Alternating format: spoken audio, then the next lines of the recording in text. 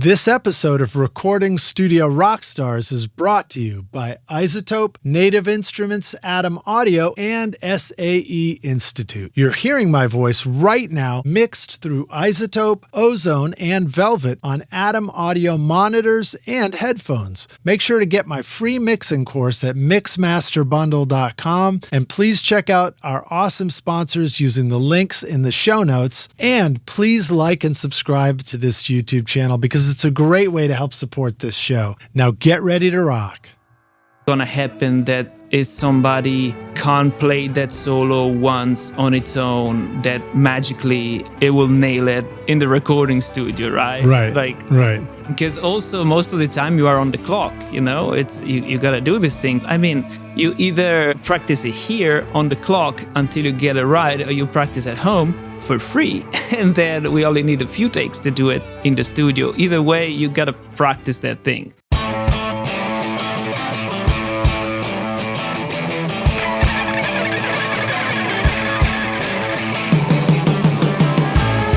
Welcome to Recording Studio Rockstars.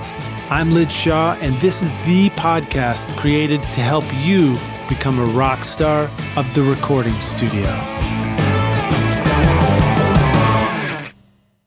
Dreaming of a career in audio or the entertainment business? SAE Institute Nashville, in the heart of Music Row, offers hands-on programs where you'll learn on professional-grade gear with industry pros, learning through real projects, not just lectures. Explore studio production, live sound, audio for film, and a whole lot more. Or take the entertainment business program to learn about contracts, promotion, and more. With diploma, associate, and bachelor's programs, there's a path for you. Book a tour today at nashville.sae.edu or call 615-244-5848. Howdy, Rockstars. It's your host, Lid Shaw, and welcome back to Recording Studio Rockstars, bringing you into the studio to learn from recording professionals so that you can make your best record ever and be a rock star of the studio yourself. My guest today is Gabe Dagrezio. Gabe started as the frontman of The New Story, an Italian touring band signed to EMI Virgin in the early 2000s. His time in the studio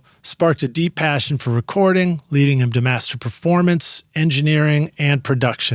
Gabe is a skilled guitarist, songwriter, and singer who's performed thousands of shows worldwide. His background gives him a performer's sensitivity in the studio, bridging the gap between artistry and technical precision. With a Bachelor of Music in Songwriting, Contemporary Guitar, and Music Technology, he brings a well-rounded approach to recording, mixing, and coaching artists to their best performance. Now, Gabe and I met at NAMM, and I'm glad to finally have him on the show. And actually, we met a couple of years ago, and here's a great quote from Gabe I'm going to read to you. So this came in from Gabe. He said, we met at NAMM. I walked up to you because I listened to your podcast, and I recognized the voice, and then I looked at your badge. So that's how it all began, Rockstars. We met at NAMM. NAMM is a wonderful event where we all get to run into each other. And, as a podcaster, it's a real opportunity to actually meet the people that are listening to the show. So it's very cool. So that's how we met. And now, having listened to Gabe's music and learned more about him, I'm excited to have him on the show. So please welcome Gabe Dagrezio to Recording Studio Rockstars. Gabe, are you ready to rock, dude? I am ready. Thank you so much for having me. That's such a pleasure. Yeah. It's great to have you here, man. And I like the sound of your voice, too. Tell us, so I pronounced your name hopefully right, Dagrezio. That's perfect. It's Italian, right? It is Italian, yeah. Originally from Milan. It's, I think it's as Italian as you can get in names, at least the sound of it. Yeah. As Italian as you can get in names. That's great. So, funny. I met you at NAMM, in fact, and I was just arrived to the US. That was my first NAMM, I was walking around like a kid on Christmas Day. And it was, a great experience. So where are you joining us from right now? I live in San Diego currently. Beautiful sunny San Diego. Always sunny, 90% of the times. Oh, really? Always sunny 90% of the times? That's pretty good. Yeah. So what drew you to San Diego? You came from Italy, straight there, or like tell us about your kind of journey from, I read your intro pretty briefly there, but give us the short story in your own words of getting interested in playing music, going and studying. Where did you study? How'd you end up in San Diego? Well, it's a kind of long and winding story, of course. But I started to play guitar and playing in band most likely because of enjoying music, as many people, but also was a good way to socialize and create community. Like I started joining little bands, forming little bands, started playing cover with friends, then began writing song, and it was late teenager, early 20s, and that was like my element, what I like to do, and so we went on and formed this band. It was called New Story, and there was 2005, so 20 years ago. Oh my God, it was 20 years ago. that kind of dates me, and just to put it in context, at that time YouTube wasn't even there. I think it was just starting, and Facebook wasn't there. So early days of social media and YouTube, and we had this band, and we wanted to take it as far as we could at that time. And the ecosystem of the major label at that time, there was this tendency of signing a bunch of bands, and then a few will make it, a few other won't. Most likely they won't. So, and I was in one of those bands that never really made it over the top, and then after that, I continued to play with bands. Always get interested in recording and songwriting in my own time, and then I decided to start from a journey. So I went to Australia in 2013, and mostly travel, work, and make friends with local people. Was mostly East Coast, so from Melbourne to Cairns, and I met a lot of people, but it was more of a traveling mode. And then I landed in Tasmania as part of my travels. I lived in New Zealand for a while, and I've decided to go back to music. And so that's where I applied for a scholarship at the University of Tasmania for the university program. Yeah.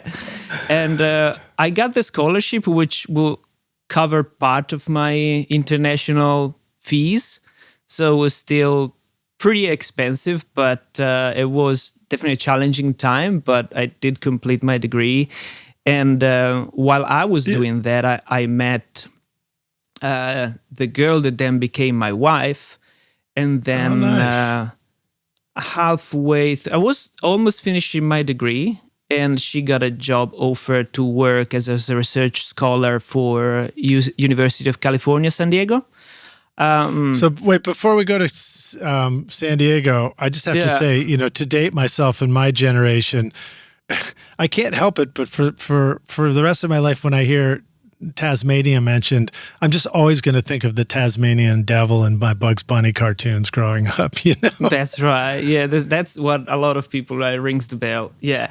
And funnily enough, initially in my travel, I wanted to go to Tasmania because I'm really into animals. I am really passionate about animals, and they have an incredible wildlife there, like the camping, the outdoor scene over there is just great. And is it like it's not tropics, it's pretty dry, or is it both? It's at the very southern of Australia. Is an island. Is an island below Melbourne, so it's the southern point of Australia, and it gets pretty cold. Even in summer, it doesn't really get very, very warm, apart from I would say a few days a year. But it also, like the capital of the region, which is Hobart, it never really gets snow or freezing. Maybe sometimes at dawn you get some frost over the car, but it's kind of cold. It's kind of cold and humid, and the good thing that drew me to that is that a lot of nature, not so many people. Like the 85% of the land is national park. So every time you want to, and such a small island, like coast to coast, it would be probably about 4 hours to go coast to coast of winding road. But the territory is so diverse. You can get up the mountain. You can get those big forests. They have like big fern. You expect a dinosaur to come from around the corner at any time. So very, very special place. Having just watched what's it called? Meg 2. Well, about the giant sharks, I can relate to that. Okay, I didn't see All right, that. so sorry. Continue. So you end up in San Diego, and you guys go there next. Well, that's where we are here now. So that was mid 2021, and then I was like fresh out of college, and I starting from scratch in a new place. Now, over my travels for many years, I did start from scratch many times over in different cities, and so it's always a little bit scary, but having done that previously kind of give you it gives me at least the belief that, okay, I can do this. It's not going to be easy, but you've done it in the past, you can do it again in the future. Yeah. Well, so, and how old are you now? I am 40. Okay, all right. So you've been working professionally for 20 years or more in music. Were you jumped right into music as a teenager? That's what you were saying? Yeah. So really this has just been your focus right from the get-go. Pretty much. I think the pivotal moment was when I was 9, and my dad took me to see Paul McCartney in concert, right? That was my first ever concert, and I still have vivid images of that time. That really blew me away. And funnily enough, my dad was working at that time at the EMI press factory, like where they were pressing vinyl, but at the time it was CD. And right after we saw the concert, Paul McCartney was coming out with the live CD of that tour. So that was really what drew me in songwriting, music, and play. I was like blown away. So I started really devour records and be the awkward person that don't socialize much on the bus going to school, but was just listen to records, a bunch of them. Yeah. That's the beauty of music and headphones, really, is just that being able to have that amazing experience listening to music. I mean, for me, it was the Walkman cassette player with the tapes in it. That's how it all began. And we had those foam ones, these little spindly metal headphone holders with little foam pads on them. And then it sort of grew from there, and they got better. And then it was the CD players. But it was always a bit of a challenge to bring your music with you too and be able to listen to it. Not too bad. Yeah. Pretty awesome. Yeah, and I remember like the earlier CD player that didn't have a very good anti-shock system. So I did many times going around town and holding like a waiter will hold a plate carrying to a table.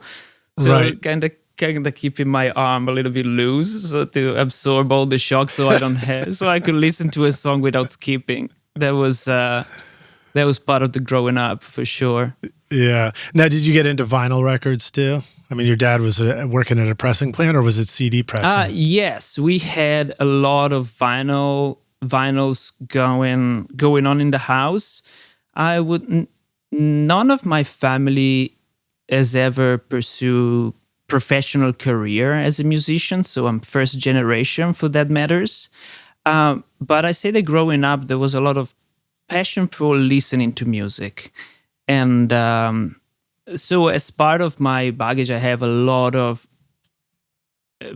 music, Italian, what is called musica leggera in Italy. A lot of songwriting, and I, as a child, I remember, putting on my vinyl records, and then when you go into your teenage and there was the cassette and the CD, you kind of abandon. But later, in the past few years, I rediscovered listening to vinyl as a form of ritual of enjoying music. Yeah, absolutely. Now, what about, you brought up the Italian influence to songwriting and stuff like that. What for you should we know about as far as Italian composers, producers, engineers? Is there like a history of music there that got you excited about this?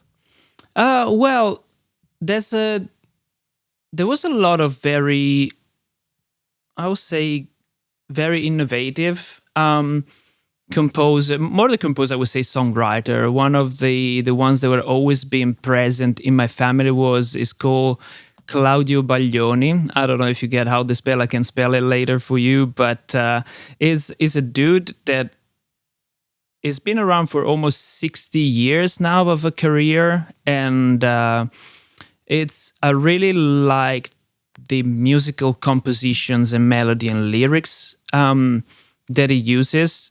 It's very easy to listen to. In a way, it can sound, I wouldn't say pop, because it's more of an old style of pop, but it sounds very easy to listen. But when you go and actually try to learn these songs, you find that it's an incredible complexity in the music, in the musical movement that he used in terms of chords inversion and the bass movement. But then it all sounds very effortless when you listen to it, and it's one of those things that I really found very fascinating about his way of writing, for sure. So stylistically, we're talking about, and now you're making a lot of music yourself too, which I want to talk more about. Yeah. And I want to get into talking about your studio and stuff. But, some of the questions that I wonder about, in terms of making music now and your influences, that influence, was it somebody who was using real bands to record everything, or was it somebody that was integrating samples and kind of computer production? And what about for you now with the songs that you're writing and the music you create? How do you think about playing real instrument? Obviously you play guitar, Yeah. But even in the guitar world, you've got questions like, using amps versus using Sims in the computer and stuff. And then that goes for all the other instruments too, because your music has drums, I hear bass, I hear, organ parts, I hear Rhodes and Wurlitzer keyboards, and obviously a lot of vocals and harmony and stuff like that. So talk to us a little bit about the stuff that really interests you in terms of making music. I always enjoyed listening to bands or real instrument, if you want to say. Also, I enjoy a lot of music of songwriters, but I like listening to performance by real musicians or acoustic instrument. But that's simply my taste. I don't have anything against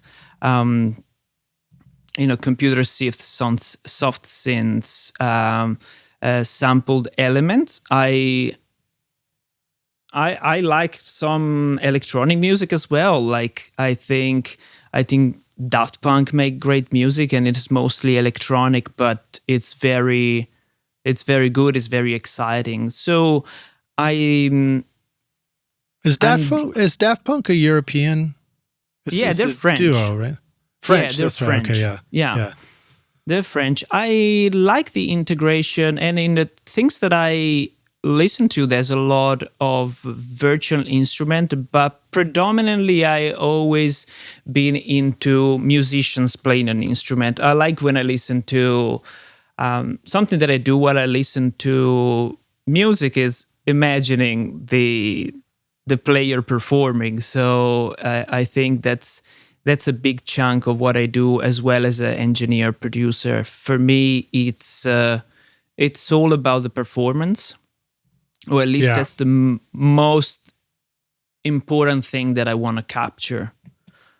From synths to strings to studio guitars, Complete 15 has it all. Native Instruments' flagship bundle gives you everything you need to create pro music in any genre, with cutting-edge instruments like Contact 8, Massive X, battery, guitar rig, and session guitarist for lifelike electric and acoustic guitar parts. Use our code ROCK10 for 10% off at nativeinstruments.com or get started with Complete Start totally free. Yeah, because you were talking about performing live and bringing that back into the studio. So let me just jump right into questions about that. So Yeah. when you're in the studio and you're talking about capturing performance, what does that mean to you? Because I think about, you have sometimes you have the band tracking together, and that's a performance you're trying to capture. Sometimes you're doing overdubs, and there's just an excitement in that moment that you need to capture a performance of. Yeah. So what does it mean to you? Well, I see a big distinction between a performance, like what it means to be a good performer live compared to what it is to be a good performer in the studio, because a lot of a good performance live could also be what is your stagecraft, how is your stage presence, and all that. While in the studio, it's mostly about the 3T: tune, time, and tone. So you gotta have these three things live. You gotta have these three things together. And a lot of it for the studio, I stress a lot the preparation for the performance. I think that if a good performance happens when a musician have practiced their part long enough that it doesn't have to think about what is playing, what his fingers are doing, or what the vocals, but it knows it so well that can just let it go, just do it and focus on the performance, on the say emotional load of it. But also depends. It's important to assess the proficiency of the performer, because there are some consumer professional they have such a huge library of licks and chord progressions and musical gesture that they have. They are fantastic session musician. And it sounds great. It sounds great right away. Yeah. Some other, especially when it's young bands that are starting out and they are started to navigate for the first time, being in the studio, recording their music, they will benefit more from some coaching. Not all musicians. Okay, that's something interesting that I that's my understanding, is that, and really anyone can contribute to a records in a way that it's musically meaningful. Doesn't need to be a hard part, but it has to be within their language, within their abilities at the time that it's recording. I don't think it's gonna happen that if somebody can't play that solo once on its own, that magically it will nail it in the recording studio, right? Right. Because also most of the time you are on the clock, it's you gotta do this thing. You either practice it here on the clock until you get it right, or you practice at home for free, and then we only need a few takes to do it in the studio. Either way, you gotta practice that thing. Right. Well, and there's that difference between on a live show, it's like you said, you need to do your homework. You need to know the song, know the material, so that you can get up there and perform it well. And there is an element of playing something really well live, but there's also more to it. There's like personality and entertaining and like Absolutely.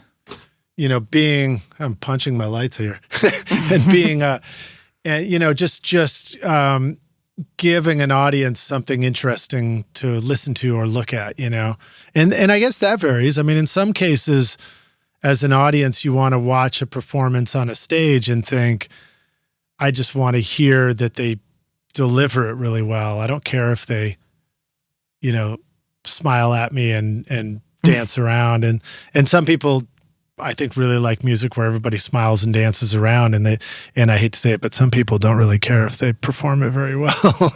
Because I can, think about the times you've gone to see live shows and the singing is like, you just hear it and you're like, oh my God, it's out of tune. Everything's out of tune. Come on, Yeah, that happens too. And also when you see a live show, it usually is an audio visual type of stimulation, because especially if you see, touring artists that's not the local band, they have a whole visual spectacle. And that's the other thing, that if like a little mistake, if you want live, it will pass by, unless it's very, very bad, blatantly. Everybody can realize there was a bad mistake, but it goes and somebody notices, somebody doesn't. But it's also the beauty of playing live. It's you're there with the person you like the music and it's playing for you and you pay the ticket. Just enjoy the ride. And if it's not a train wreck and that's some imprecision here and there, that's fine. They're human.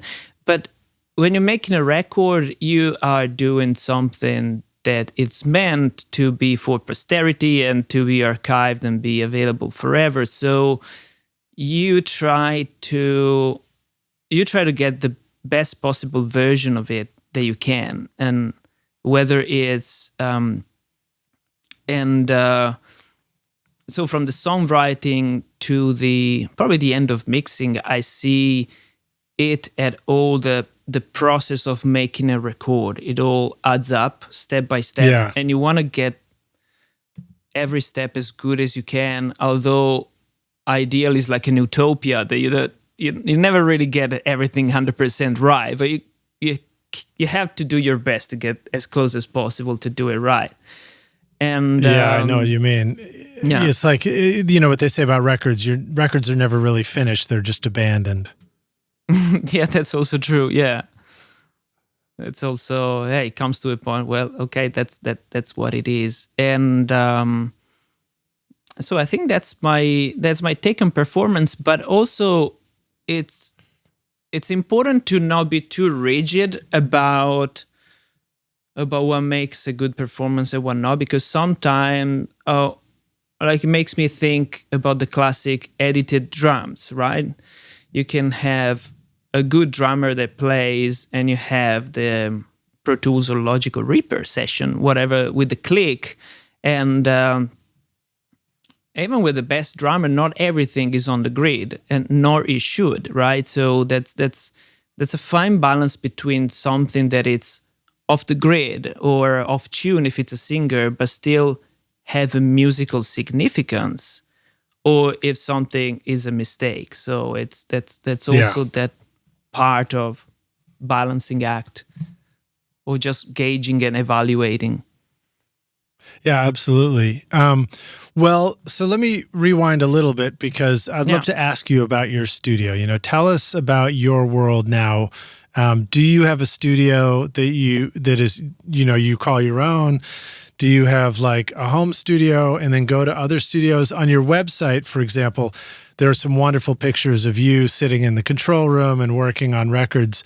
And so we'd love to just hear more about that. Yeah, so that picture, which is the main picture, it was taken in the Hedberg studio within the University of Tasmania down in Tasmania. Yeah, that's the board where I learn my craft, and it's an API legacy. It was a brand new 48 channel API legacy, and that's where I learned the ropes, and that's thanks of my teachers at that time. So big shout to Stuart Long, Robert Long, and Lawrence Maddy, who helped me out. So that's where I learned. And as soon as I moved to the US. I started, I came in, okay, I just have a degree. Let's find out and let's find a job, how naive, right? And so I started sending my CV and all my discography and whatever, all my portfolio to all the studio around, and heard nothing for months until one studio responded me, and I started working with them, and I ended up being basically the lead engineer for about 3 years. And that's great. Yeah, that's where I really had the opportunity to work with a lot of artists, learn all about analog gear, but also I jumped in to this studio, which basically it was a startup and needed to be put in place. They have a fairly random analog gear, a Trident 78 board, very nice, but nothing was connected via patch bay. Nothing was really working as it could, and so I took on the job, and without really knowing, I've designed the wiring I designed the patch bay. I did all the connection. I did all the interaction between the converter, like get the computer to talk with the hardware and all that. Yeah, there's a lot of that in the studio these days. Yeah. There's a lot of that. There's a lot of time spent just trying to get the computer stuff to work. That's right. And Pro Tools crashing every single time. And so I took on this challenge for a while, and then I came to a point where I decided that I wanted to try something else. So now at the moment I work completely freelance. I find my clients and I work with them, and I use a couple of studios in town that are very great. And I have a mixing setup at home, so I can mix in the box. Just I think today is fine. I don't feel the need to use a big control room. So I have my setup, which is accurate at home. And then when I need to record, when I have some project going on, I use either rarefied recording owned by Roy Silverstein, or Pacific Beat recording owned by Alan Sanderson in town. Those are my two to-go studios. They have great rooms and great gear, and those guys are amazing, and really happy to be part of the scene. And also I've joined the Audio Engineering Society as soon as I arrived, so that helped me start building a network, because it's so important, especially in this industry. At Isotope, mixing and mastering just got even smarter. Velvet gives you silky vocals with sibilant slurn de-essing, dynamic tone shaping, and D-click, all in one plugin. And Ozone 11 now includes clarity, upward compression, and AI-powered stem focus to help you master like a pro. Use code ROCK10 for 10% off Ozone or any of Isotope's incredible plugins at isotope.com. Let's talk more about your mixing in the box setup. So I think that will obviously resonate with a lot of listeners. It's just that idea of, look, I can't afford a big fancy studio, but I can do the computer thing. And there's so much that's possible with so little right now that it's, there's no excuse not to start making records, really, to be honest. Right. And so with that in mind, what are some of the essential tools that you feel like you have to be able to mix that way and make music that way? Well, I think the first part that needs to be taken care of is the monitoring system. Like, you want to make sure that what you hear is reliable. You don't want big bump or dips in your mixing, because that will affect your decision. And then on the other end, it's a craft where you keep learning all the time, and I have been in a situation where maybe you're teaching a class and you are in the class with Logic and you only have the stock plugin in Logic, so how do you use them? So it's I think the most important part of this setup, but still learning, so I might be wrong, but it's really learning what you are hearing and what to listen to when you are listening to a record, and then really find ways to train your ears. I got a bunch of plugins that I collected around like over the years. Some of them are analog emulations, and they really came a long way. Some other are tools that do digital things that are not so easy to do in the analog world. So I try to bridge those two worlds using the tools that I need.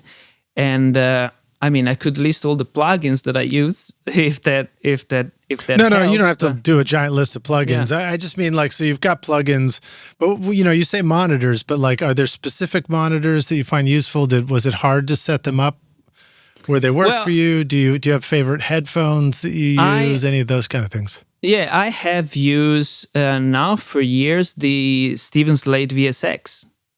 I have been using them, and those are the headphones that do the room simulation. Is that right? Yeah, that's right. So they have a proprietary headphones that you buy, and it comes with the plugin. So you, at the same time, you buy the hardware and the software. They go together.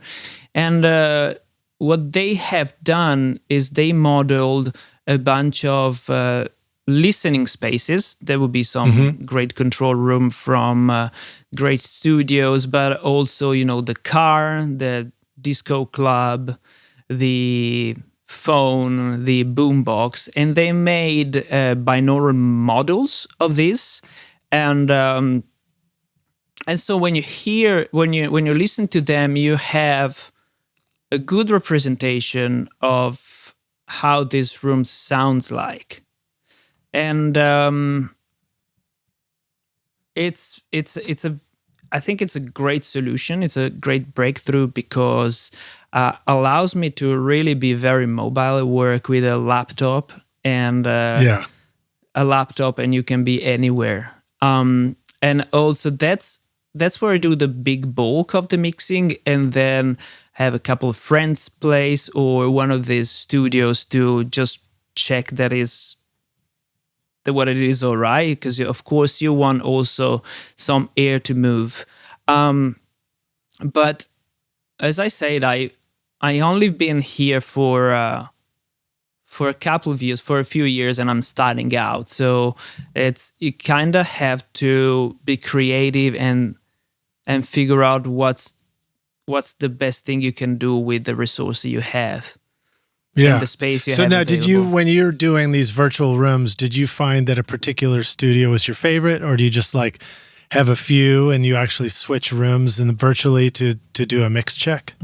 Yeah. So that's I think that's a lot of personal preference, but I like the simulation of the Energy Studio with the NS10. There's also another studio. It's called Zuma. They have Adam Audio, and I also switched through after all of this. Room simulation have the far field, the near field, and the mid field monitor, so you can switch around, and it allows you also to do the car check without going to the car, right? Without exporting, going to the car and listen. So it's a very good product, and for me, I honestly don't know if it's the same as having a good listening environment with good speaker, but also not everybody can afford that, can have that. So it's the best next thing, and I think as opposite of purely mixing headphones, you still have a little bit of crosstalk between, your left ear, your right ear. Right. And you have a better a better simulation of how like time-based effects will behave in a real room. And I noticed that if I take it to a point where I'm happy with the mix and I pass it on to, it generally get much less notes in that case. And so I Cool. suppose it's working. So much less notes than if you had just mixed in headphones alone? Yeah, or if you have mix in a room that is not accurate, I would say. Yeah. So when you're, in other words, even mixing on your speakers in a home studio setting, you found that mixing in the virtual room simulator headphones gave you a better end result right away initially than trying to mix on the speakers. So that's cool to hear. It is cool. I don't know if I would argue that working on those would be better than having nice speaker in a nice room. But given if it's impossible to have nice speaker in a nice room, that would be better than do it in a bedroom with bad speaker, or even a bedroom with good speakers in my perception of the problem. Right, because speakers in a non, in a room that has anomalies in it is just going to create all kinds of weird frequency bumps and confusion and stuff like that. Whereas headphones with the room simulator, even if it's not as ideal as a really nice studio with really great, monitors, at least it's giving you something that will help you make smarter decisions. Because a lot of the times, what we're hearing, we think about this listening on speakers, we think about listening in headphones, we think about all this fanciness that goes with it. But the bottom line is we're just trying to decide, should we turn this knob up to here or up to there, or should we leave the knob alone? That's exactly basically right. What it boils down to. So it's like having stuff that helps you make a decision about things and feel like you have some sense of when to stop, when to make an action and when to not make an action with relation to the music, balancing things, EQing, compression, all that. So that's cool, man. Yeah, thanks. And then you mentioned AES too, joining AES. So tell us about that for just a minute. So, what does that mean? Because I don't know that everybody thinks about that. I don't know everybody in a city realizes that they can even do that. Like if they didn't go to school, maybe they didn't realize that they could still join AES, How does that work? What do you know about that? And what are the benefits? Like what is AES to you as somebody who's joining it? Yeah, so the AES, it's, for the listeners, the Audio Engineering Society. And for me, I started hearing about that pretty much the same NAMM that we met. And I was going around talking with people. And I remember somebody recommending me, hey, if you want to find good resources for learning, because that was one of my main concerns. I want to learn this a lot. And I am not very sure where are the reputable sources.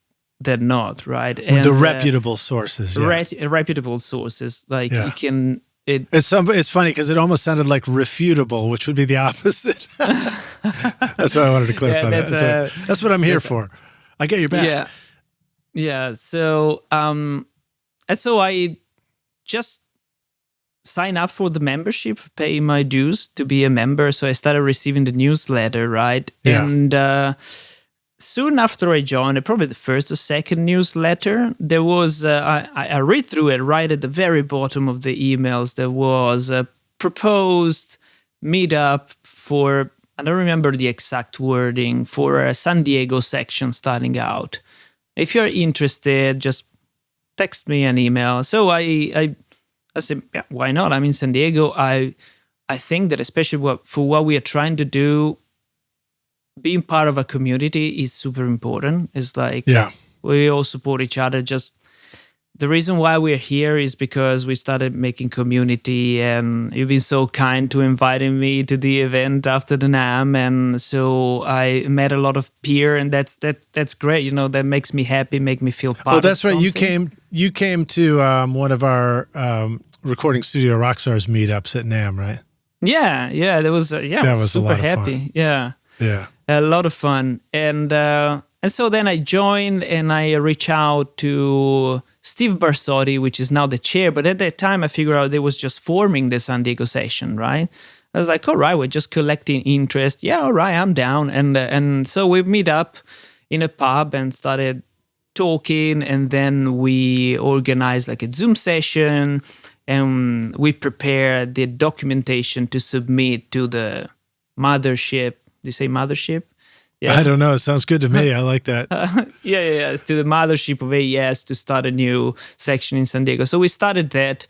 And as Captain Beefheart would say, it's the mothership. The mothership. It's the mothership. Yeah. So we are definitely non-exclusive. So anybody can come to our event. We don't care whether one is a member or not. And we do meet up for other professionals in the industry. Sometimes it's just a social meetup, or sometimes we do studio tour, or we organize events like in studios. And a lot of the members are also teachers in local colleges. So we also do career panels with the industry speaker, industry guests, or music scoring for films, or room acoustics, or we did this good event in a studio called Singing Serpent in San Diego, where we invited local hardware builders,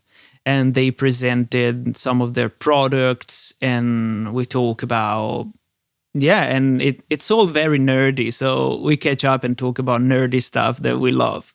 Yeah, it's really great. I mean, I remember joining when I was a student, and then coming out of school and going to meetings, when I was in school, and the journals get really technical. You know, they can have stuff that I think anybody can kind of understand, and then they've got stuff that's like very deep technical. There were fascinating things. I went to a demonstration in Nashville, and they were presenting this new format that was going to be really interesting, because the file size for digital audio would be really small, and they set it up, and you could do a listening test, and they'd play two different versions, and they'd say, you know, can you hear the difference?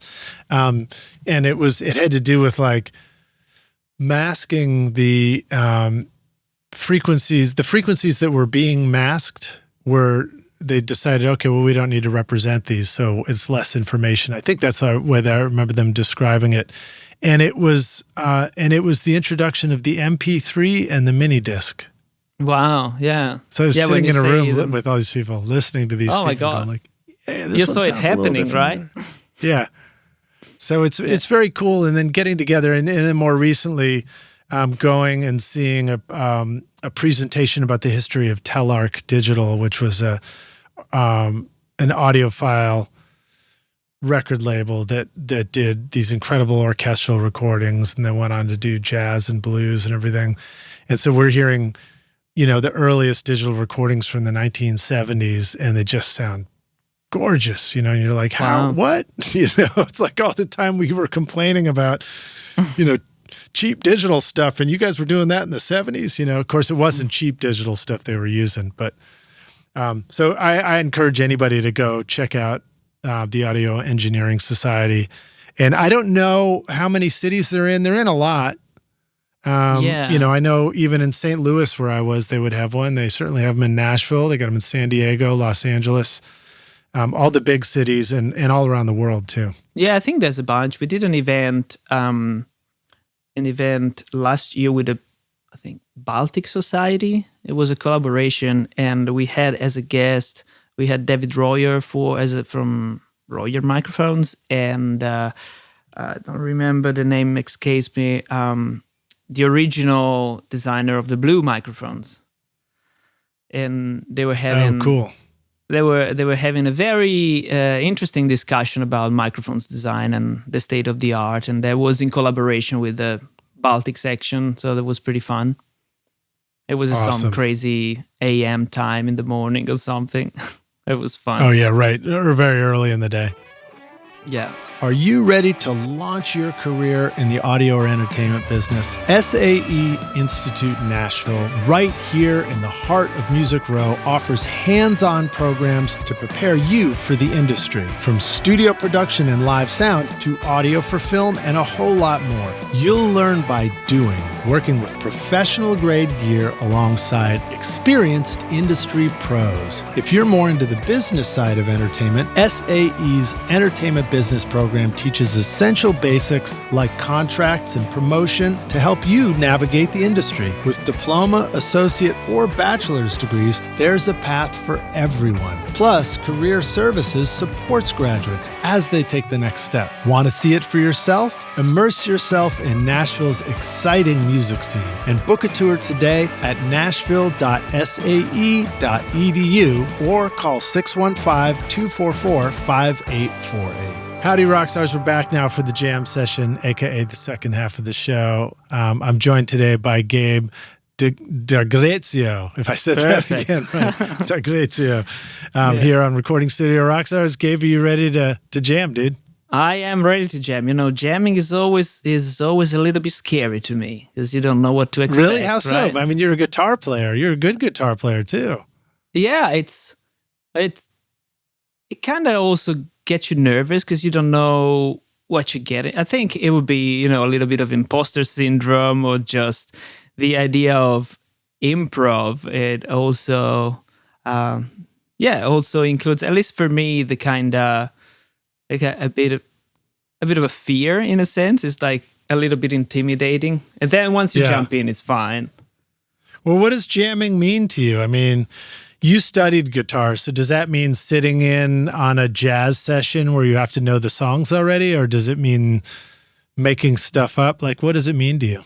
Right, it depends on the contest, but in school, where I study contemporary guitar, jamming, they will pick up a jazz standard, whether it's the... Right, that would scare the shit out of me too. A jazz standard, and then you got when your turn comes, you have to play a solo or lead and following all the chord progression. So, and in jazz, the chord progression don't sit on a single scale. Like sometimes they use the secondary dominant modulation, tritone substitution. So you kind of have to know your scale, your arpeggio, your modes, and be able to follow that as the song goes through, like in real time improvising. And that's scary. That's very scary because it's like it's very hard.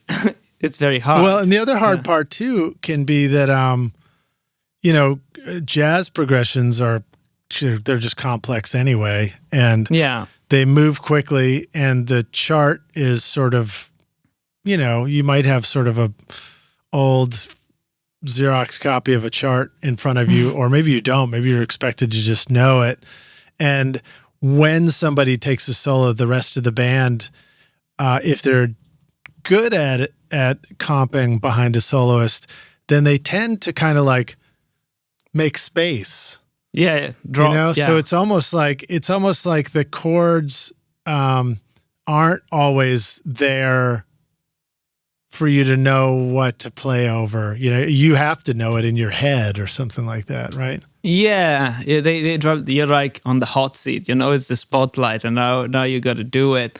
And sometimes using if you're familiar with I'm familiar with the tune that I'm singing, and I know I always struggled in those sessions, the performance lesson, to already have a strong connection to the chords that I'm seeing on the paper that I need to follow and translating that into hands like right away. And especially if you are then soloing and then you're working with scales and arpeggios and licks, that becomes quite hard. That's the scary part. Yeah. Well, when I think about jamming, I just think about playing with somebody else in the studio and just noodling around, just making stuff up on the spot. That's sort of that's fun then. What's fun for me. So it's interesting, because I do use that term on the podcast, and then it occurs to me that it's a different definition for everybody. Everybody has a different meaning to it. Yeah, and I've learned stuff like I've learned that it's a lot easier to jam and make things up if it's just 2 people than it is if it's 3 people. Because as soon as it's 3 people, it feels like you have to everybody has to know what the other people are playing. Maybe not. Maybe if you can hear each other really well, it's not so bad, but it gets trickier. And then, if there's a whole song structure, then it feels a little bit more like what you described, where you're like, okay, now I have to think about what we're doing. And it's fun to just make stuff up and discover. I like the discovery, the fast discovery. Yeah. I find it's really good for songwriting ideas and stuff like that. Yeah. What about you now? When it comes to songwriting for you, what are because you've got a whole discography. So Rockstars, we have Gabe's mix reel. I think it's your production work. And then a bunch of your original material.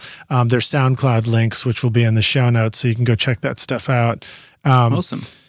Yeah, and you've got some cool stuff in there and some great musical ideas, particularly, I think.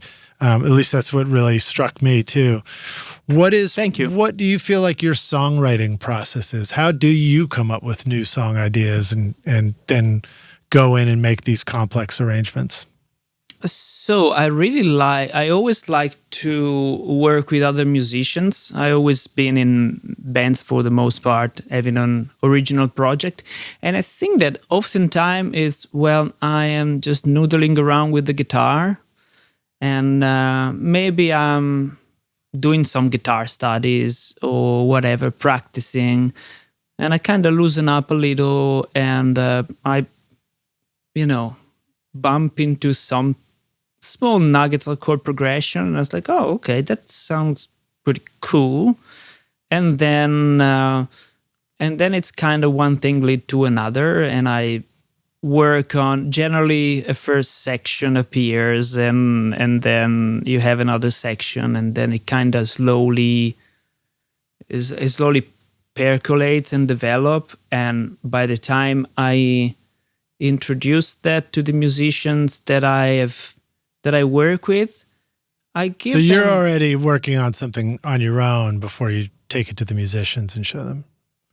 I think it starts on my own, that I'm practicing some stuff, and I start hearing a vague arrangement of the things, but it's usually the people that I'm playing with informs a lot of what I come up with, because I have an understanding of their styles, and I'm like, hey, something like that is just trying of not getting the language on the way, and I don't even want to tell other very competent musicians what to play. It's like, like contribute to this.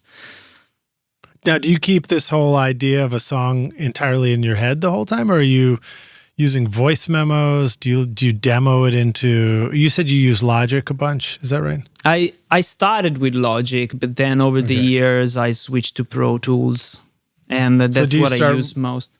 Do you start sketching out your song ideas in Pro Tools before you have something together? No. I think the notes on my phone are the most populated.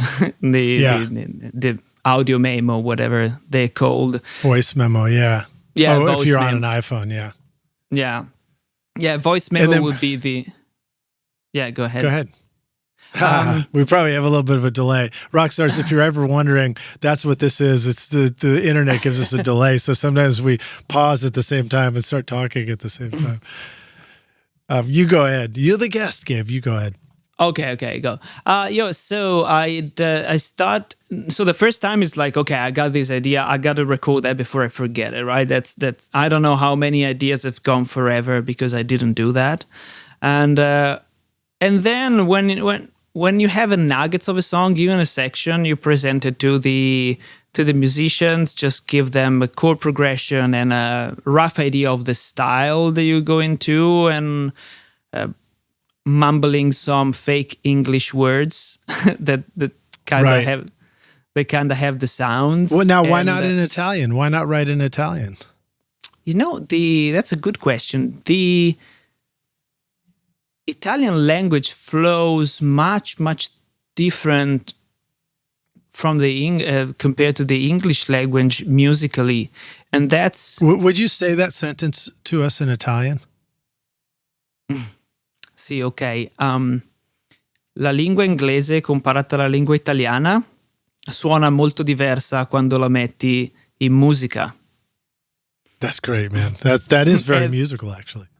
And yeah, thanks. And the reason it's because most English words have the accent on the last syllable.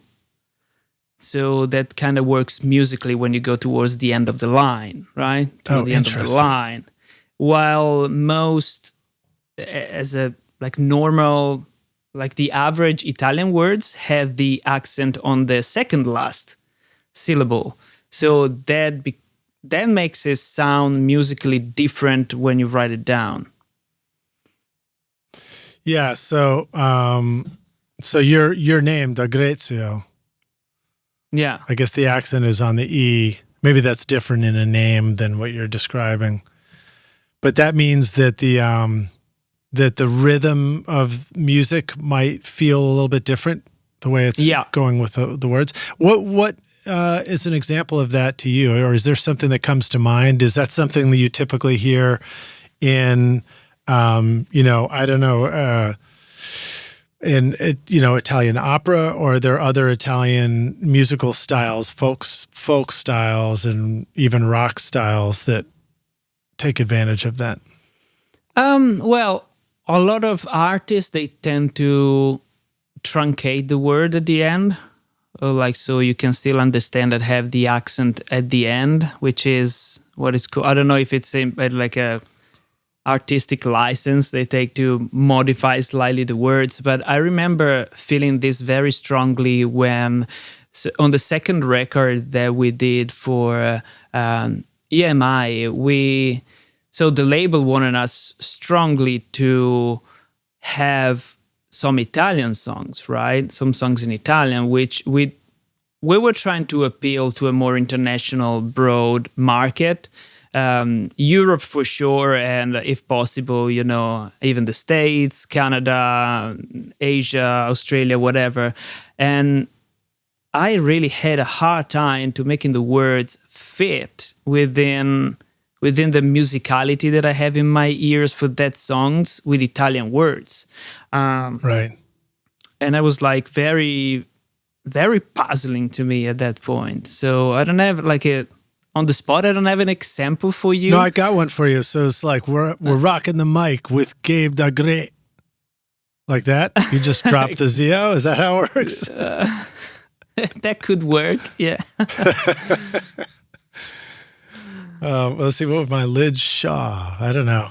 All right, well, cool, man. Well, that's fascinating. I never knew that, and I never thought about that. And it really evokes a curiosity in me about that idea of the way music works, depending on the language that we're coming from, because I think music does evolve from languages, and I think it must be, connected to the way we put words together.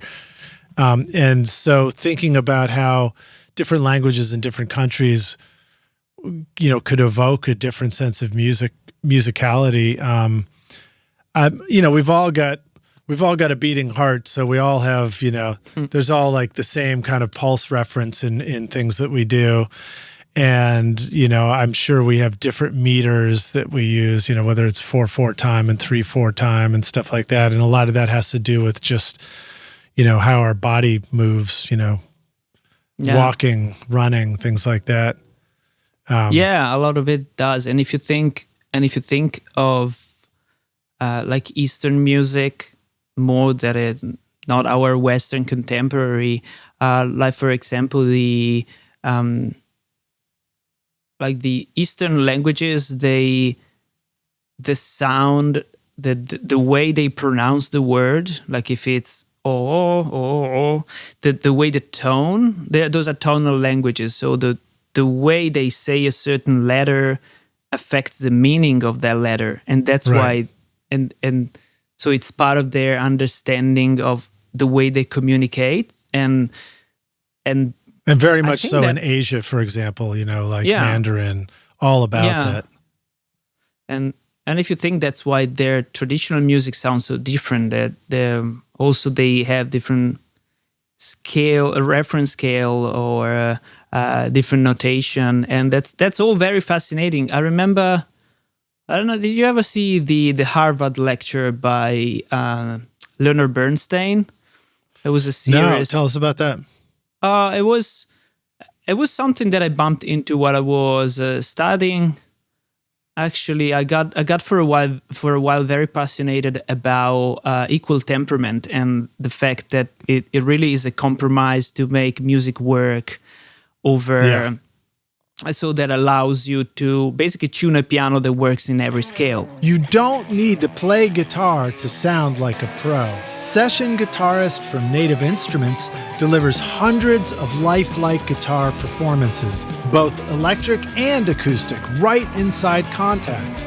Whether you're laying down rockin' electric riffs or warm acoustic beds, you'll get 154 electric guitar patterns and over 250 acoustic guitar grooves for strumming and fingerpicking, all grouped into song-ready presets. Dial in recording quality tone with built-in amps, cabinets, mic modeling, and effects. You can drag and drop MIDI into your tracks effortlessly, then tweak tempo, tuning, and feel to fit your song. And with new session packs on the way, you'll never run out of inspiration. Visit nativeinstruments.com, use the code ROCK10 for 10% off, and bring full guitar performances to your next track. No more blisters on your fingers.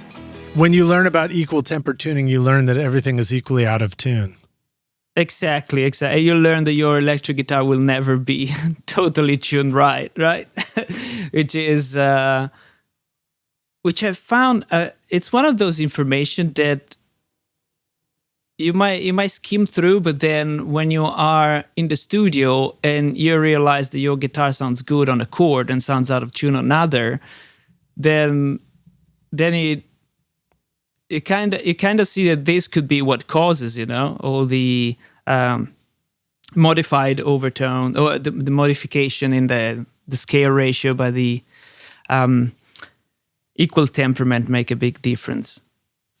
So I think I digress here. What we were talking about? No, it's great. I love that stuff. I mean, maybe we do because we're getting into sort of theoretical music stuff, but I do feel like that's at the core of what we're all doing in the studio and tuning is so crucial. I mean, really, you mentioned the 3 T's, the 3 T, tuning, time, and tone, right? So tuning is all that effort we put into trying to make stuff sound good in the studio, whatever it is, whether it's tuning the guitar right, whether it's making sure your piano's in tune. Maybe you want your piano out of tune and that makes the song feel right.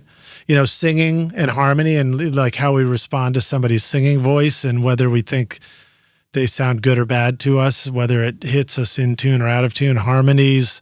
I think the tuning applies to all the technical decisions and the way we like or don't like certain things. So harmonic content, harmonic information when we're mixing, it's all tuning, it's overtones. It's overtones that feel in tune or out of tune and sound good to us when we, hear more of them or less of them. And so I think it's actually quite relevant. Yeah, it is. Another thing that I was reading when I was in university, a lot of like journal paper, scientific papers, and there was this article that was very fascinating. I don't remember who wrote it, but it was an analysis on how the more you increase the distortion in the guitar tone, and the more you have to play simple chords like power chord, or because to sound good, because the more you increase the the distortion, the more you raise the level of the overtones. And if you're playing, a 7 flat 9, all those overtones up above will go like clashing very hard in the upper harmonics, and they will sound not pleasant, which goes back to how powerful is the power chord, right? Exactly. And, I've noticed, so like thirds, it can be very tricky to put a third in there sometimes with the right kind of distortions. I've noticed when you use fuzz, sometimes you can't even do a power chord. I noticed that. Sometimes all you can do is just use a single note because there's just so many overtones in it. There's no room for any harmony. That's right. And also you have like some distortion to give you like the odd harmonic, some had the even, and so it's kind of the amp responds differently, like the way. Yeah. So let's break that down for a sec. So because sometimes those sound like technical jargon. They sound like technical terminology, but they're not. They're so straightforward. Like even harmonics. The second harmonic is an even harmonic, and that is that's an octave above. I think so. The note. So if you start, and this is a great. I was just doing this experiment this morning. I'm telling you, this stuff is super. All right, that's so cool. Like I have. So here's a tip for you, rock stars. If you have an old iPhone or an old Android phone or whatever, just sitting around, you're like, what do I do with this thing anymore? I mean, I can't. It's not worth anything to sell. I can't really use it for anything, but it still functions. So I have an old iPhone 5 in the studio, and I actually have a used computer place here, Capital City Computers. If you happen to be in Nashville, it's a great place. Go say hi to Zach there. Tell him Lidge sent you. And they, and there's places like this all over the place with the old phones, and they do repairs and stuff like that. But like, so for example, you can go get an old iPhone 5 for next to nothing at a place like that. You're not necessarily going to use it for taking phone calls, although I suppose you probably still could, but you can load apps on it. So a really interesting app to have in the studio and be able to use is the SPL meter. And there's a bunch of them out there. And I don't even remember what the one I've got is called, Decibel or something like that, or DB SPL or something like that. And it's and so I'll just like load that up on a little clip in my mix position in the studio, and it's always sitting right in front of me, and it's the only app that I have open on there, and you can just keep it plugged in all the time. And it's a great way to reuse that phone, and then it just uses the built-in mic in the phone, so you've always got like a level readout for knowing how loud you're mixing in the studio. And this is a long preamble. I'm getting to the tuning part. So you've got that, but down at the bottom, it also has the frequency readout. So what's interesting to me is it doesn't need to be perfect. You don't have to be like, how can you do a frequency measurement with an iPhone speaker? Because we're not trying to like shoot out the room. You're just measuring. You can just see what frequencies are happening in that moment. So like if you're playing an instrument, you can play any instrument, it's coming out of the speakers, and you just glance down at your phone and there's a little frequency readout, and you can see the fundamental and you can see the overtone. Oh, and yeah. So I was actually, it's like a graph. It's like a little graph. It's just like a little, little chart, or, like I don't even know what to call it, a graph. Yeah. A spectrograph. I guess that's what you call it. Yeah. Spectrograph. And so, even singing a note, you can sing a note, look at your phone, and you can see that fundamental, and then you can see the first harmonic, and then you can see the second harmonic, and you might not see the notes because it might display with notes depending on what app you have actually, but it'll show you the frequencies. So that was really fascinating too, because then you can sing a note or play a note on an instrument or a guitar and just look at it, and you can see like, oh, that's where the fundamental of this note is. That's where it actually is for my mix. That's where it is in the whole frequency spectrum, And I noticed that when I whistle, which, I don't know if that'll actually show up after the mixing and stuff, but if if I whistled, I could see that exact note where it was, and it was right about 1K, It's like 1K to 2K. And so stuff like that is really fascinating to me. And it's a great way to understand the tuning and also understand the harmonics. And so like when you think about harmonics in terms of the notes on a piano, then a first harmonic would be an octave up. And I think the second harmonic is the fifth. But then the third harmonic, am I getting that wrong? Is the first the root note and the second is the octave? I think you're right. I'm not 100% sure, but I think you're right. Yeah, there will be the first the octave and the second the fifth, and then again the octave. Yeah, and despite, whether we remember the exact ones or not, the point is, as it goes up, the octave, or excuse me, as the harmonics are layered on top of this fundamental note that we're singing or playing, or the one that we're, interested in, and as they go up the scale, they start landing on like a wide variety of notes. And some of those notes sound like they're part of a major, scale. Some of them might sound like they're part of a minor scale. Some of them sound like they're wacky note choices. And so when you're talking about the distortion, you're basically saying, here's the fundamental, here's all those harmonics that are extending above it. And the distortion is taking all those harmonics and turning them way up. That's right. And so now all of a sudden, all these weirdo notes are starting to come into the picture. And maybe on the single note, there's no weirdo notes in the harmonics, but when you add the harmony, all of a sudden you've got stuff where it's like, oh, that doesn't make sense as a chord up here. I think that's the way to think about it. Would you agree, Gabe? I think, yeah. I think that some will work. And that's, the different overtones that you have there also what determines the timbre yeah, the of the timbre, instrument. exactly. The timbre of the instrument. So some work well together, some a little bit less. And but yeah, I think the article that I was referring to was exactly saying that if you have like this very complex chord on a high distortion, you have a bunch of clashing things in the top end that it's most likely not going to sound very consonant, unless what you're trying to achieve is something very, edgy and disturbing that might work fine, Right. And so to use the musical terminology, consonant is essentially a pleasing harmonic, harmony between two notes, and a dissonance is displeasing harmony, something that sounds edgy and harsh. But sometimes we need a little bit of all of it, right? Yeah, sometimes it's cool. Yeah. All right, so let me jump to another topic here.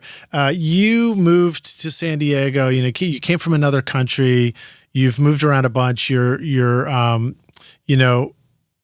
did that in some of your younger years, moving to a new place. And so, what do you want to say about the challenges of coming to a new city, a new country, and trying to like find your place professionally, find your place in the music scene? What have you learned about that? What has gone well for you? What has not gone well? And then, what advice do you have for other people who are thinking about making a move? Yeah. So, I think I see myself in a sense just starting out. I usually during your show you go with the question towards the end. If you can give like a suggestion to your younger you. So I'm the younger me, and I'm still learning the whole thing. Really haven't done it for long, but I recognize that one of the things that are very important in carving out your space in an audio career as a producer, it has a lot to do with the network that you have, the connection, and be part of a community, I would say. Yeah. So community is huge. And starting out fresh in a new place, in a new continent, really it has its own challenges. You have to constantly get out there and let people know that you exist first. And once they know that you exist, that they got to know they got to figure out that you can do a good job and then be part of a community. And once you start supporting the community supports you back, which is great. So I think one of the challenges is really having patience that nothing is really going to happen overnight. And that's what I keep repeating myself, because I have that thing of wanting to achieve my goal as soon as possible. But that doesn't happen overnight. It has never happened overnight. So it is important to understand that and don't expect big results immediately, but at the same time, head down and continue chipping away.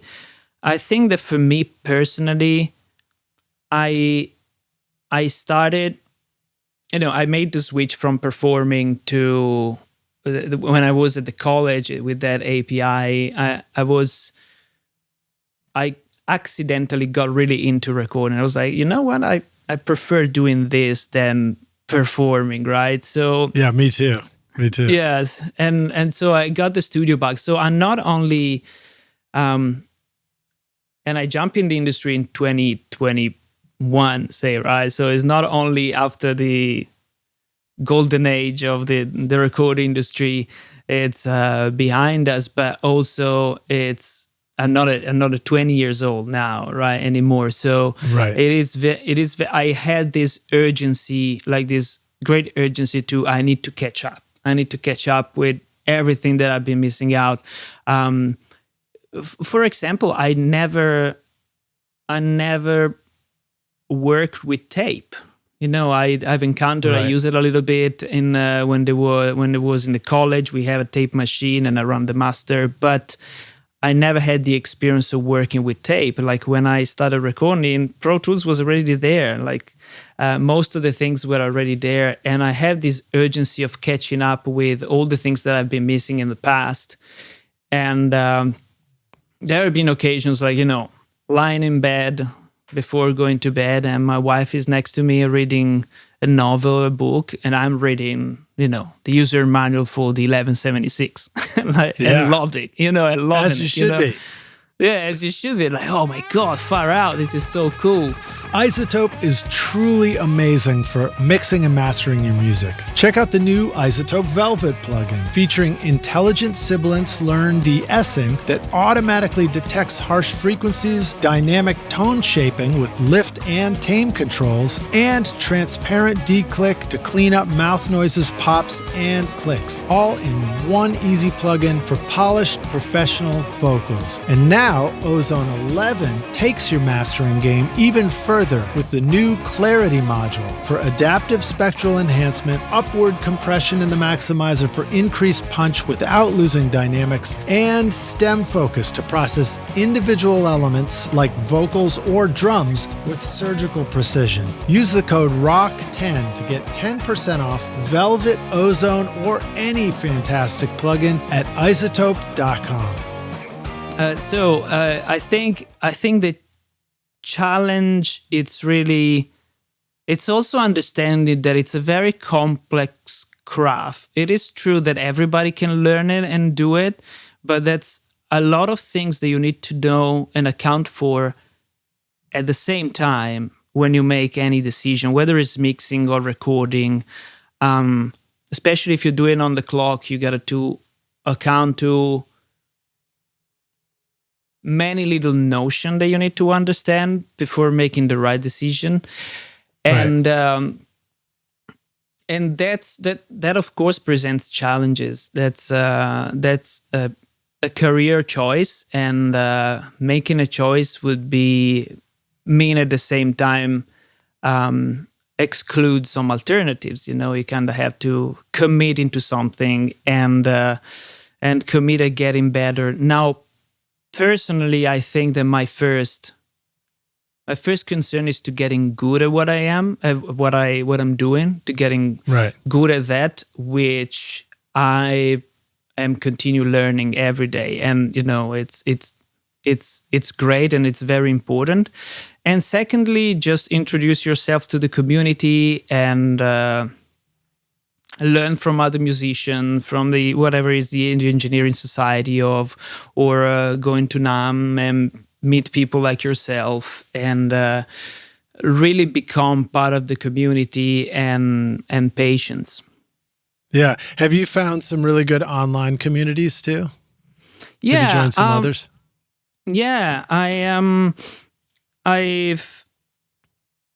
I looked at, like for instance, I listen a lot to Recording Studio Rockstar. That's one of the resources where you have great professionals that has an amazing career and a great discovery, and you and usually they're just very transparent. They tell what they think, and you can learn a lot out of it. Like every time, I hardly even listen to music when I'm driving. I'm listening to podcasts and try to learn from the professionals any way you can. Some resources are free, like listening to Recording Studio Rockstars, or some other are behind a paywall. I've been a member of Mix with the Masters for a while. That's always that's always something that you can learn from anyone. And I think, and there's community within that as well, so you can have conversations with people online, or no? Yeah. I didn't use that feature all that much. I'm more listening to the videos and get notions and information. And there's also a lot of misinformation or questionable information that might not be so reliable. And that's one of the that's one of the funny things about what we do is there's certainly technical stuff that has right answers and wrong interpretations at times, but it's also an art form, so it's like there's different perspectives on the ways to do things. And so it's great to have a variety of guests on the podcast that can talk about all these different things and contradict each other too. And I've had listeners tell me, it's like, oh, it's really great. Like I hear somebody say like, this is the way to do it. And I hear somebody else say like, no way, So it's great to like get all those perspectives. And then, I think ultimately we just take what works for us from all that information, and we develop our own style of doing things. And, it's also funny how even on the technical side of things, there are certainly elements of technical stuff that are right and wrong. But even in technology, even in the technical side of things, there's interpretations, I don't have an example off the top of my head, but just thinking about it, I think about the ways that people interpret data and interpret how things work and the functionality of stuff. And, in the end, it still comes down to that same thing, right? If we're still turning a knob until we're like, that's good, should I turn it some more? Should I turn it less? Is that good? Does it rock? Do I like it? Okay, cool. Moving on, Yeah.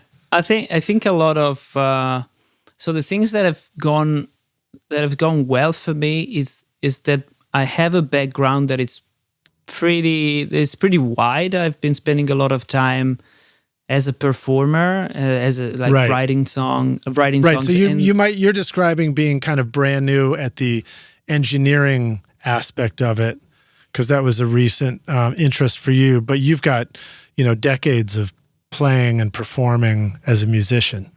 Yes. So I think the reality of facts is that when you move to another country, you still have to make a living, right? So there's no way around it, right? So for me, I use all the skills I have to pay my bills, and then and that will allow me to have enough time that I can use cultivating my passions. It's finding a right balance. I'm actively playing local gigs with a 90s cover band, which is a party band, and have a lot of fun.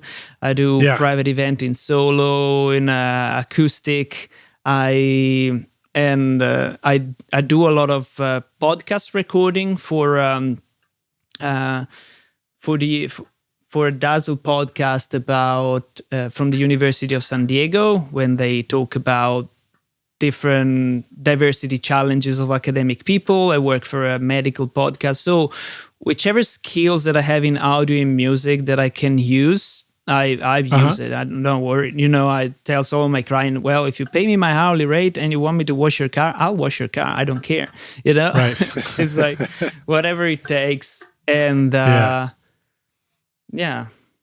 I mean, I've done so many bizarre audio things, whether it was live sound or, setting up stuff for corporate things or, doing editing. I was doing editing for one client where it was all voiceover bits for safety training modules, for OSHA, which is what is OSCA?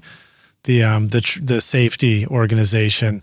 Mm-hmm. So it's just these really bland voices going, and I had to deliver everything in this ridiculously low resolution audio format so that it was a tiny soundbite that could go into a digital program where somebody just clicks the yes button or the no button. And it's like, wear your hard hat with the brim facing outward and make sure that you don't press the eject button prematurely or whatever, You must have listened to it a lot, huh?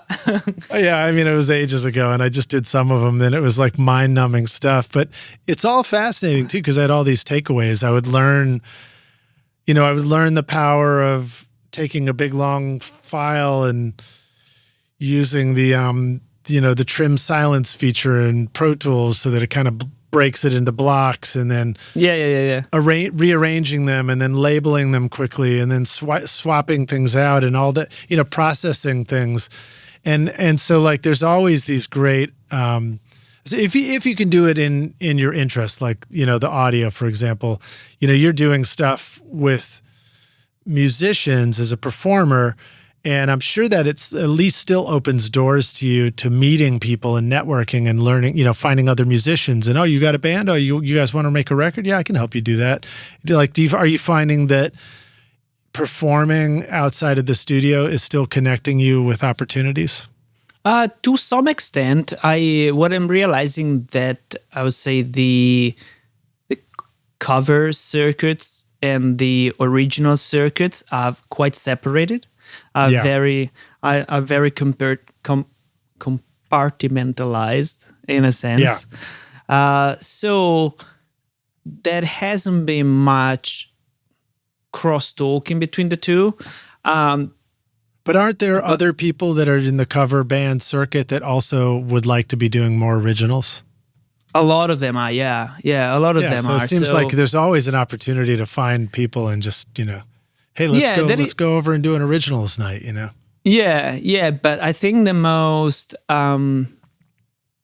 being in an original band and being in the same boat as all the other bands, it's a much stronger signal for collaboration in that sense. That's what I find. But I think the important things is to continue be relevant, continue be active, and try to find ways so your skill set actually can be employable, and there's a difference between a work of passion and putting the bread on the table, right? Yeah. And I wanted to say something, but now it kind of escapes me. But it's very important to continue keeping it real, whatever it takes. I mean, yeah. Well, so one example that comes to mind for me. Let me see if I can pull it up here while we're talking too. I thought I had it up, but my computer removed the thing I had ready. But it's basically you've got a great website, and so I thought I'd talk to you a little bit about that. Yeah. And just about, what it means to try and have something like that as your calling card and make sure that you're, active in that way and making it easy for people to connect with you. I think this is it. Yeah. So let me see if I can do a screen share. Oh, yeah. So this is your website. It looks great, so Thank you. Especially for somebody who's, you're describing being early in your process, and there's a lot of us who've probably been doing this for a long time. We're like, man, I'd sure wish my website looked up to date. So a couple of questions for you would be like, what, where do you even choose to go make a website like this? And, you've got a variety of things here. So it really looks professional. So this gives you a chance to meet people. And then when they ask questions about things or whatever, you can direct them to the website, and then they have a way to reach out to you. Like what did you use for building your website? I use Wix. Okay, cool. And it's like you just do a subscription. It's a monthly subscription or something, and it includes everything you need. Yeah, it's. I started with Wix. I started with a template and then spent some time on it. Really, I did it. I think in a week in December, originally. Did you find it hard? I know from doing a little bit of this stuff, sometimes it's very easy to get excited about it, get started, and then immediately get stuck on something. Like, these. Sure. You look at these 4 boxes, and you're like, well, what do I put in these 4 boxes? And where do I find an image? I don't want an image that looks like a telephone or a. Seems like they always have pictures of things that are really great if you want to be generic and look like a computer programmer. Or somebody who works in an office. Was all in the template. I think I changed the color palette to my liking, but that's something that is quite it's same as you said. Like a record is never finished, right? Yeah, it's a similar thing. Like I'm by no means I'm a website builder. That it's all a drag and drop, and I did the best because I wanted it. Website to go out. I did that right after I went freelance. Right, okay, I need to have a website, and at that time I was fostering a puppy. Like my wife and I work volunteer for a rescue company local in San Diego. They rescue dogs from Tijuana, Mexico, and occasionally we had to foster some puppies, and I did that while we were fostering these puppies in December, and I basically had to stay on the couch looking after, and I was like typing off, and right. Move forward. Well, I mean, I think that's the key takeaway is, we don't want to have to become a website expert, and we shouldn't have to. We're trying to become an audio expert. So yes, use the template. Use all, like when they tell you this is how the website should look, just be like, great, I'm going to make it look like that, Try and take the easy route. Are you recording your own music or other people's music in your studio, but you're having trouble figuring out how to get your mixes to sound great? Do they sound weak and distant or lack punch and clarity? Well, I've got a gift for you to help you take your mixes from sounding like basement demos to sounding a lot more like professional mixes. And it's my free course called Mix Master Bundle. This course will show you how to get pro-sounding mixes from your home studio with free and stock plugins in Pro Tools. And the best part is, these mixing techniques will work for you in any DAW, whether you're in Logic, Cubase, PreSonus Studio One, Reaper, or anything you can think of. Are you ready to make your best record ever? Then go to mixmasterbundle.com to get started for free now, and you can find the clickable link in the show notes of this episode. I stopped sharing the screen, but you saw it a moment ago. You have a thing at the bottom that says, tell me about your project. And so how does something like that work? Well, I noticed that it works more when you meet people in person and you talk in person. Right. The website, it feels like it's something that you kind of need to have in 2025 to have a business, and to do any kind of activity, you need to be referred.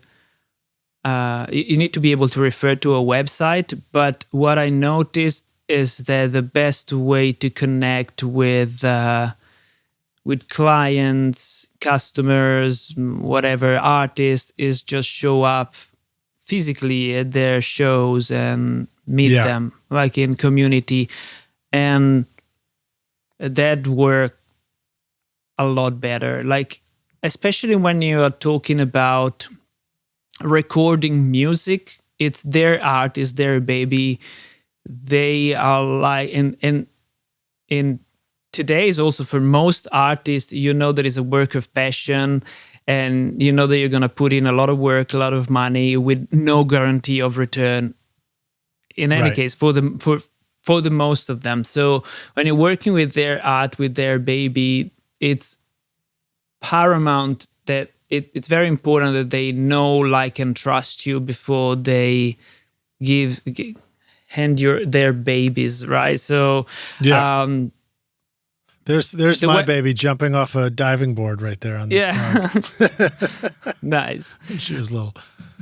Yeah. Yeah. No, I get it. And so like having that face-to-face connection. But what about just I'm always fascinated by the nerdy, silly questions or mundane question like, well, how do you actually exchange information and then reconnect later with somebody? So I noticed that a lot of people these days, especially younger people, tend to say things to me like, oh, are you on Insta or Instagram? And and then there's just a messaging that goes back and forth that way. I don't do that so much. I use a different app, but like, have you figured out a good way to is that what you use your form for? You say, here's my form, just, type in some of your info right here and then it shows up, or do you use some other method? Instagram is huge, like especially I think with the younger generation, but even with mine and yours generation, a lot of people use Instagram, and that would be like the most standard way to connect when you meet somebody at the show, like in person. I noticed that Instagram and DMs like help keep it casual in a sense, but still, you're talking business, you're talking things that you might do collaborative together, and but it still keeps on a tone of casual to it, friendly. Right. So the Instagram thing is like a non-invasive way to connect with people.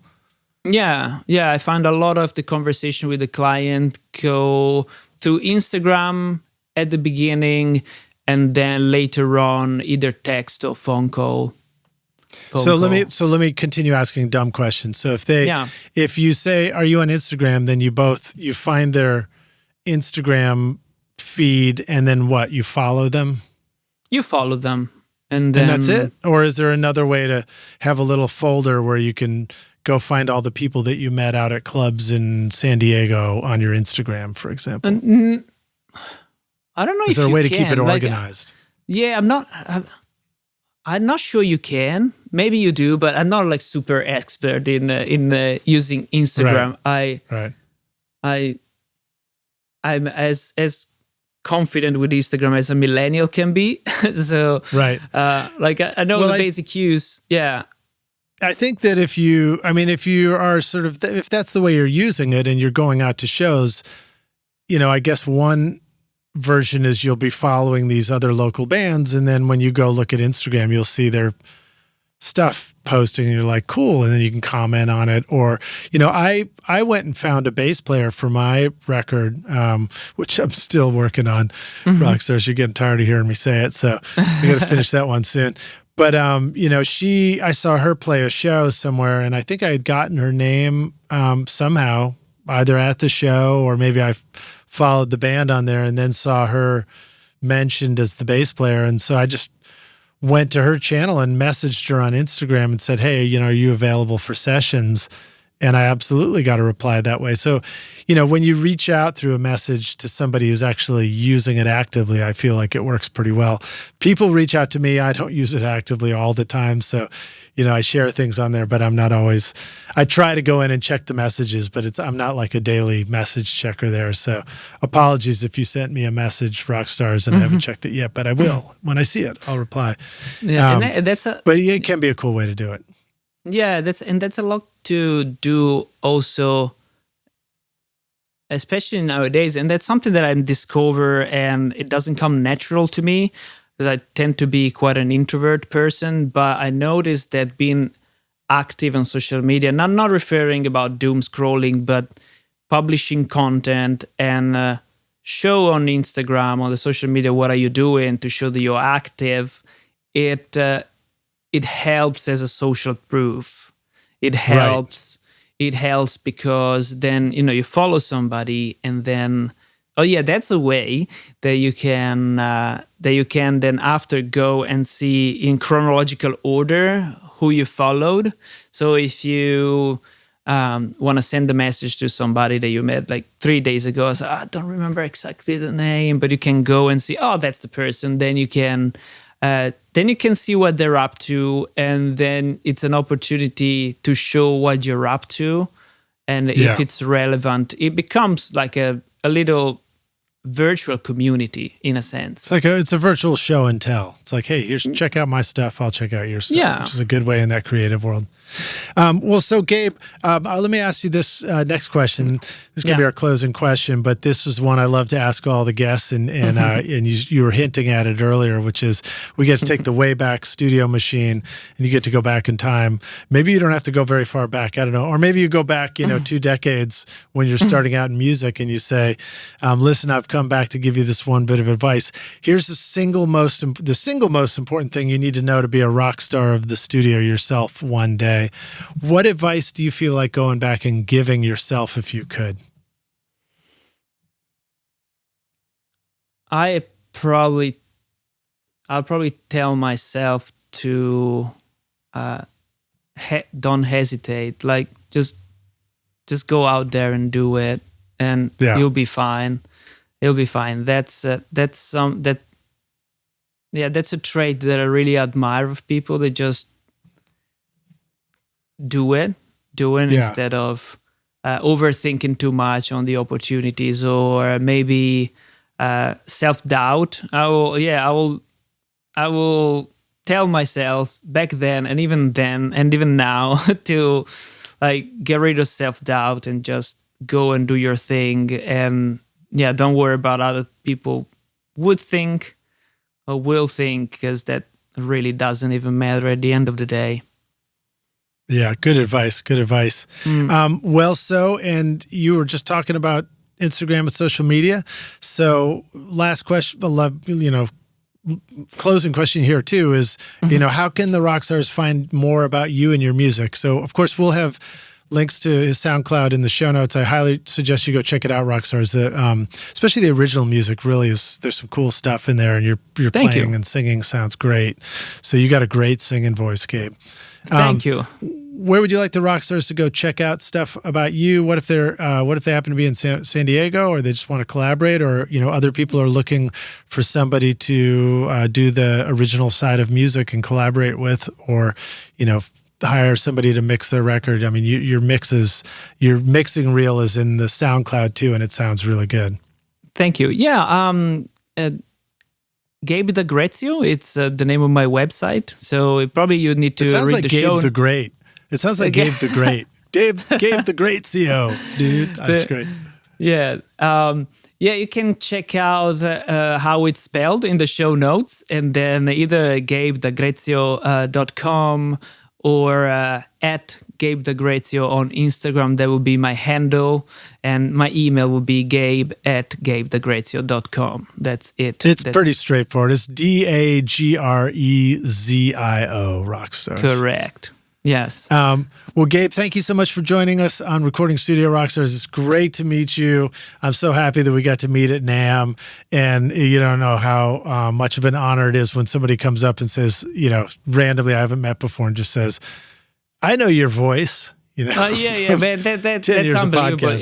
It's like I listen a lot of your podcast as a consumer to learn, so thank you for all your work, because listening to your interview helped me a lot in growing and with my profession and learning more. So thank you so much. And being on the podcast is like, kind of joining the bands that you always listen to. It's like it's great. Thank you so much for having me. You're welcome, man. Thanks. Thank you, and thanks for listening. And I appreciate the compliment on it too. Thank you so much. All right, man.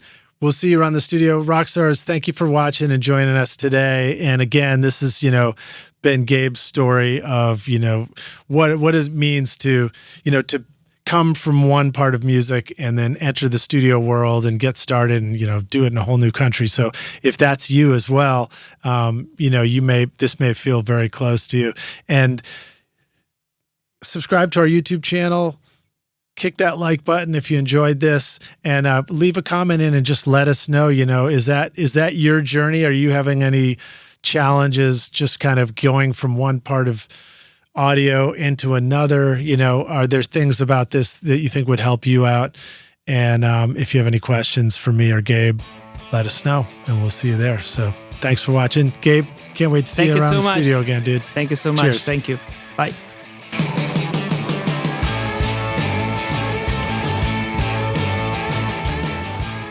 Thanks so much for listening to Recording Studio Rockstars. If you enjoyed the show and want to help make it better, then please share this episode with your friends on social media and leave a rating and review on iTunes to help the podcast reach more rock stars like yourself. You can click directly over to iTunes or go to rsrockstars.com/review for an easy explanation. And remember to hit the subscribe button to keep up with weekly episodes. And if you're ready to make your best record ever now, then head over to Recording Studio Rockstars Academy, where you can start with my free course at mixmasterbundle.com. Thanks so much for listening, and thanks for being a rock star. I'm Lid Shaw, and this is Recording Studio Rockstars. Now, go make great music.